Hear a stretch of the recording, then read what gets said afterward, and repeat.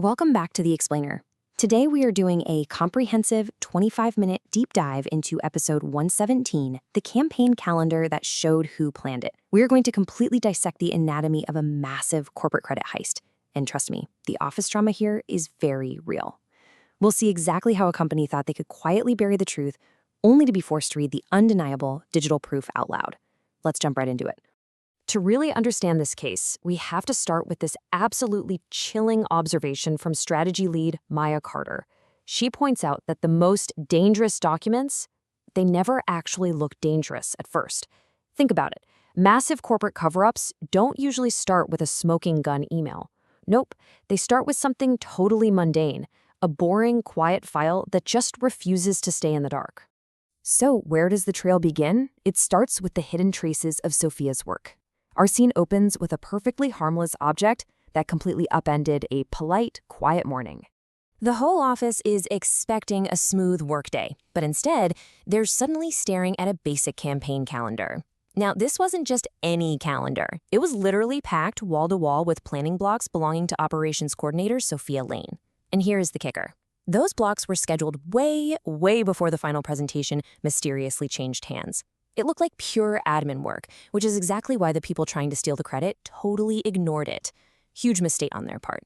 Picture the tension in that room, dead silent.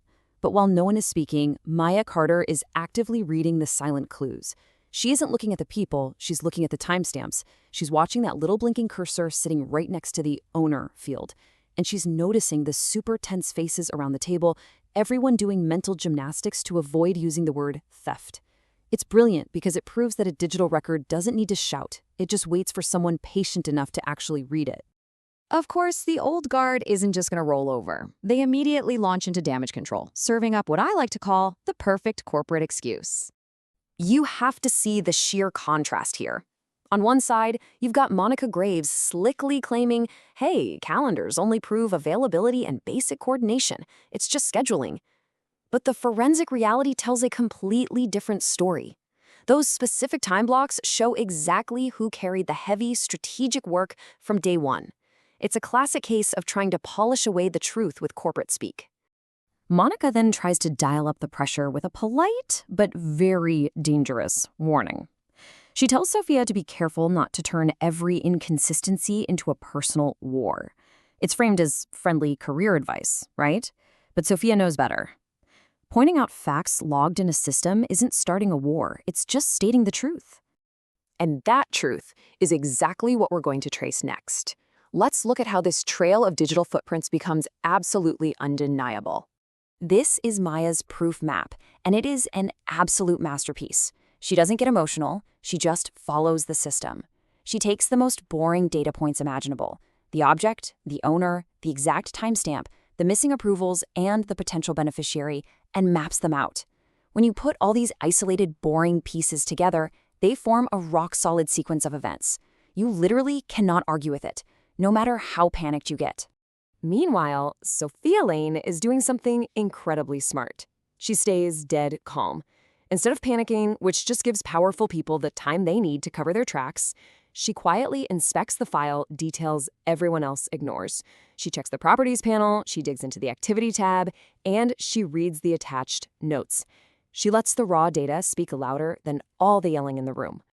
This brings us to the actual confrontation, the moment where raw logs completely destroy any room for interpretation. Enter IT audit specialist Jordan Price. Jordan doesn't use any fancy hacker tricks to strip away the polished corporate lies. He simply projects the system's raw data exports right onto the screen. Bam! You can see the exact millisecond the owner field was changed, and how the file's access path was artificially narrowed just to lock Sofia out. Naturally, Monica tries to argue that logs are subjective and need interpretation, but Jordan shuts her down immediately with this absolute mic drop of a line. This is not suspicion. This is sequence. I love that. It's such a powerful reminder that while people can spin stories all day long, a digital sequence absolutely does not lie. Then, analyst Aisha Morgan totally changes the temperature of the room. She asks one simple, tension-building question. Who benefits if this stays hidden?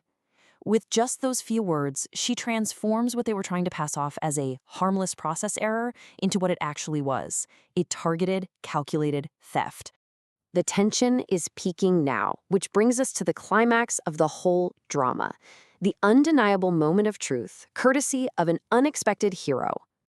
Executive Assistant Nina Ross steps into the fray. You know, people who treat administrative work as invisible completely forget one crucial thing. The invisible workers see everything. Nina brings the exact context needed to officially turn this isolated mistake into a proven, undeniable pattern of stolen credit. And here is the smoking gun she drops. Nina exports 3 highly specific things: the recurring planning blocks, the attached briefs, and the decision notes. And guess what? They perfectly, and I mean perfectly, align with the final stolen strategy. The room was desperate to brush this off as a glitch, but Nina's export makes it impossible to ignore. Maya didn't even have to raise her voice. She just methodically placed the evidence on the glass table, one cold page at a time. The original record, the changed version, the exact timestamp of the swap, and the name that was intentionally deleted. She let the raw chronological order do all the heavy lifting. So, they caught the thieves, but discovering the truth is only half the battle. Now they have to turn that truth into a permanent shield. This part is absolutely crucial. Management tries to offer a quiet, private email apology. It's comfortable, it's easy. But Maya outright refuses. She knows that a toxic culture survives on these quiet, private repairs. She insists that because the damage to Sofia's reputation was public, the correction must be public too. But Maya goes even further. Instead of just getting payback, she structurally rebuilds the workflow. She makes planning calendars mandatory evidence in all credit closeouts if they contain decisions, drafts, or approvals. She's basically hard-coding fairness into the system, so this kind of theft becomes nearly impossible to pull off again. Independent board member Elise Warren really hits the nail on the head regarding this new culture. She says, a system that cannot show who built the work is not a fair system. It's a fantastic mandate. Corporate processes should exist to protect the people actually doing the work, not to erase them for someone else's benefit. As we wrap up this forensic breakdown, I want you to remember this ultimate lesson. The calendar doesn't just show time. Sometimes it shows exactly who carried the heavy load before anyone else even entered the room. Records outlast the lie, every single time. I'm going to leave you with this final thought. Think about your own workplace. If the room suddenly decided to forget your contributions tomorrow, are your daily calendar blocks and digital footprint strong enough to protect your work? Protect yourself, document your efforts, and as always, thank you for joining this deep dive explainer and stay curious.